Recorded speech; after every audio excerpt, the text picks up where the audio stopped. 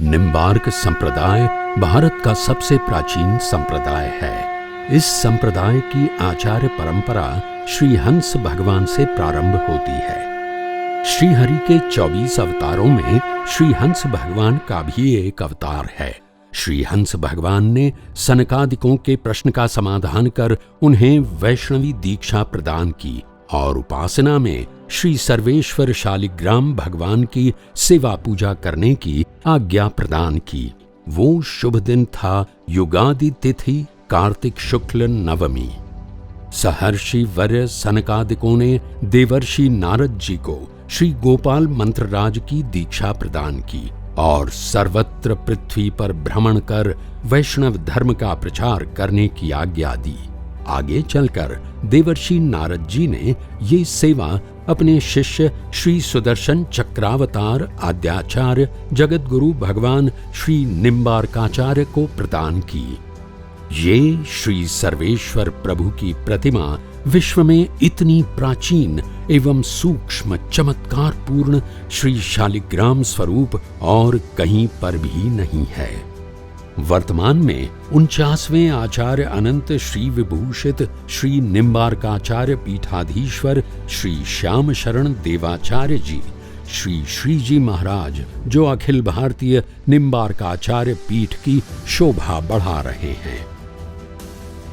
सौराष्ट्र निम्बार्क पीठ मोटा मंदिर लिंबड़ी यहाँ प्रस्तुत कर रहा है सनातन ज्योतिर्धरो यानी श्री मोटा मंदिर के पूर्व संत महात्मा के जीवन पर आधारित एक शॉर्ट डॉक्यूमेंट्री जिसकी रचना गोलोकवासी पूज्य श्री बालकृष्ण दास जी महाराज द्वारा की गई है।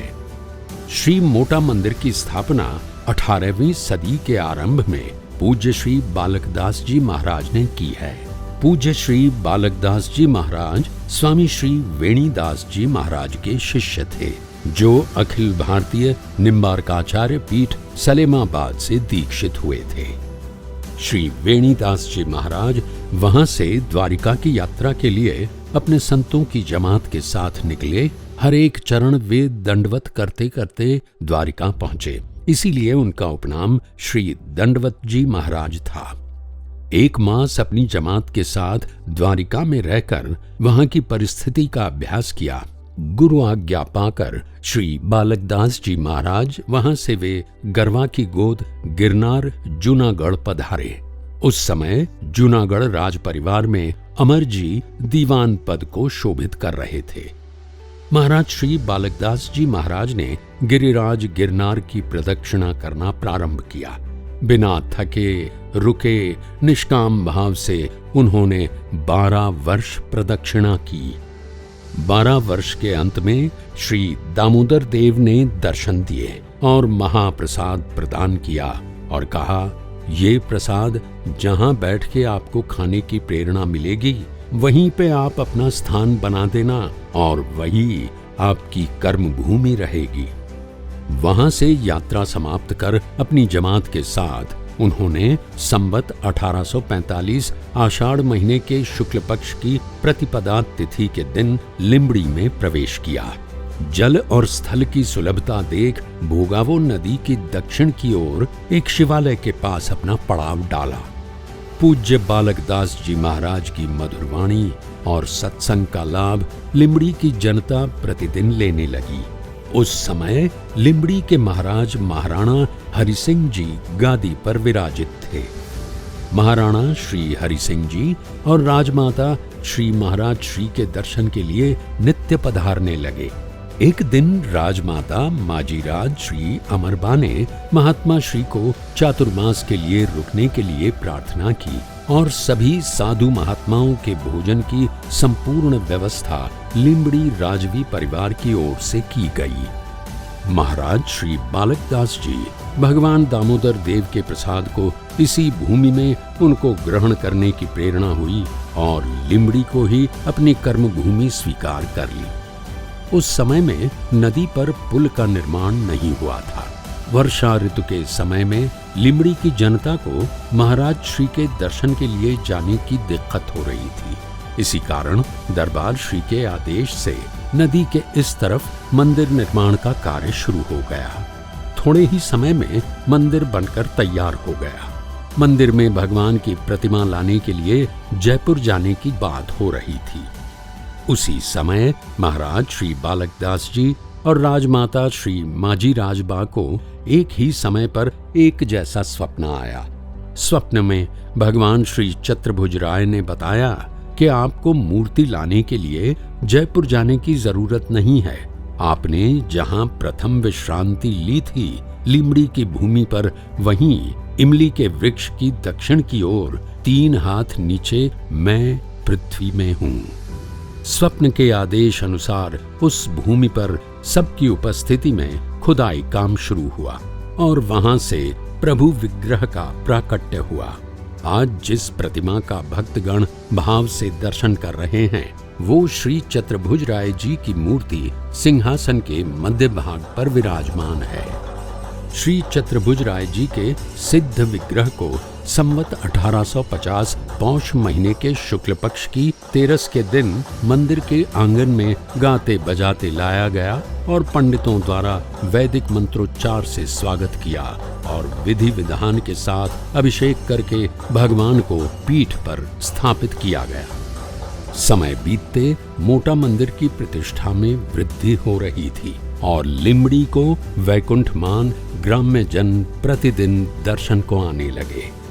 एक दिन लिमड़ी नरेश महाराणा हरि सिंह जी अपने साथ महानुभाव सहित पूज्य बालकदास जी के पास पधारे और उनके चरणों में एक भेंट अर्पण की। महाराज श्री ने वो पट्टलेख हाथ में लिया और पढ़कर हंसने लगे और कहा, हे राजन, आप संत सेवार्थे भगवत चरण में मोजीदड़ गांव अर्पण कर रहे हैं।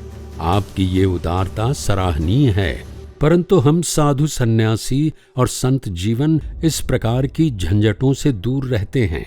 ये सब भौतिक चीजें हमारी भक्ति में बाधारूप हैं। महाराज श्री के ये वचन सुन महाराणा हरि सिंह जी को पूज्य बालकदास जी के प्रति आदर अनेक गुना बढ़ गया। महात्मा श्री बालकदास जी के गोलोक गमन के बाद उनके शिष्य श्री स्वामी दामोदर दास जी महाराज गादी पर विराजित हुए। दैवी अवतार श्री दामोदर दास जी ने गुरुदेव के आदेश अनुसार गौ सेवा और संत सेवा को ही अपना धर्म बनाया। बहुत ही दीर्घ समय उन्होंने व्यतीत किया। उनके समय में मंदिर के पास एक मुस्लिम लड़का जिसका नाम मीठा था, वो जाति से ढाढ़ी मुसलमान था। उसकी उम्र 8 साल की थी। वो बहुत ही दुखी था और रहने का कोई ठिकाना नहीं था। पूज्य दामोदर दास जी ने मीठा को अपनी शरण में लिया और शिक्षा प्रदान की। पूज्य श्री दामोदर दास जी महाराज की एक और अलौकिक बात वहां जानने को मिली है। उसके अनुसार महाराज श्री के दाहे संस्कार के दूसरे दिन उन्होंने द्वारिका के पास सरसिया गांव में मोटा मंदिर के भक्त सोनी दयाल जी त्रिकम को दर्शन दिए थे।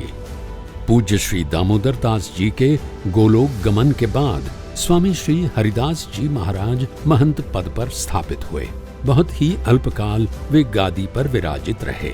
वे अपना विशेष समय प्रभु की भक्ति और पूजा में ही व्यतीत करते थे, इसीलिए वे पुजारी जी से ही पहचाने जाते थे। उनके बाद महंत पद पर गुरु महाराज श्री केशवदास जी आए। केशवदास जी की जन्मभूमि मालवा के एक गांव में थी। संवत 1876 के साल में एक अति उच्च ब्राह्मण कुल में उनका जन्म हुआ। उनके बाल्यकाल से ही भक्ति योग और भजन के संस्कार प्रकट हो गए थे। वे सदा एकांत में बैठ प्रभु के गुण गाते थे। उनके घर के पास एक मंदिर था। वहां पर अनेक संत महात्मा पधारते थे। श्री केशवदास जी भी उनके साथ कीर्तन और सत्संग कर प्रभु गुण गाकर सबको तृप्त करते थे। बाल्यकाल से ही मन में वैराग्य भाव था। प्रभु गुणगान बिना अपना जीवन व्यर्थ मान लिया था। एक दिन वे संतों की जमात के साथ लिमड़ी पधारे। उस समय पूज्य श्री हरिदास जी महाराज गादी पर विराजित थे। उन्होंने इस बालक के अपूर्व भक्ति भाव और अच्युत लक्षण देख अपनी सेवा में रख लिया और केशवदास जी को भी जैसे गुरु की खोज थी वैसे मिल गए। केशवदास जी महाराज अपना समय सद्गुरु की सेवा में व्यतीत करने लगे। संत को ही भगवंत स्वरूप मान सेवा करने लगे। पूज्य श्री हरिदास जी के गोलोक गमन के बाद श्री केशवदास जी महाराज महंत पद पर विराजित हुए। अतिथि और संतगण उनको ईश्वर की तरह प्यारे थे। अपने द्वार पर आए संतों को वे कभी खाली हाथ जाने नहीं देते थे। उनका सत्कार और सेवा कर धन्यता की प्राप्ति करते थे। केशवदास जी के समय में कोई भी मानव समय कुसमय कभी भी मंदिर आता, वो कभी भूखा नहीं रहता था। आधी रात को भी वे खुद भूखे को भोजन परोसते थे। ये बात पूरे नगर में प्रचलित थी।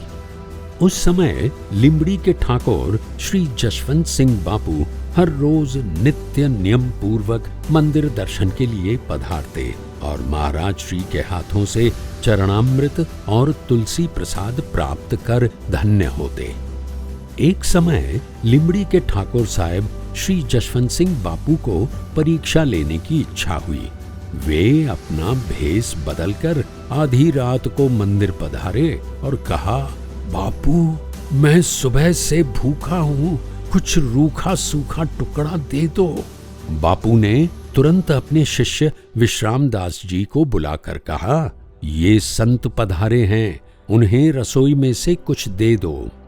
ये देख ठाकुर साहब श्री जसवंत सिंह बापू को यकीन हो गया कि श्री मोटा मंदिर के द्वार से कभी कोई खाली हाथ और भूखा नहीं जाता।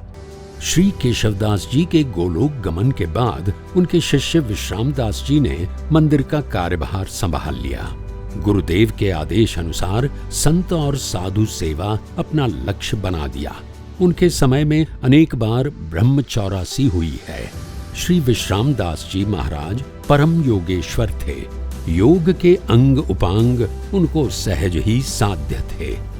पूज्य श्री विश्राम दास जी महाराज का विक्रम संवत 1973 वैशाख वद 13 को प्रातःकाल हरिस्मरण करते गोलोक गमन हुआ। उनके बाद पूज्य श्री अगमदास जी महाराज महंत पद के स्थान पर विराजित हुए। उनका जीवन त्यागमय था। वे अद्भुत मंत्रवेत्ता थे। उनकी मंत्र सिद्धि के प्रताप ने काफी सेवकों का जीवन धन्य किया है और दुखियों के दुख दूर किए हैं। विक्रम संवत 1996 फाल्गुन वद 9 को उनका गोलोक गमन हुआ।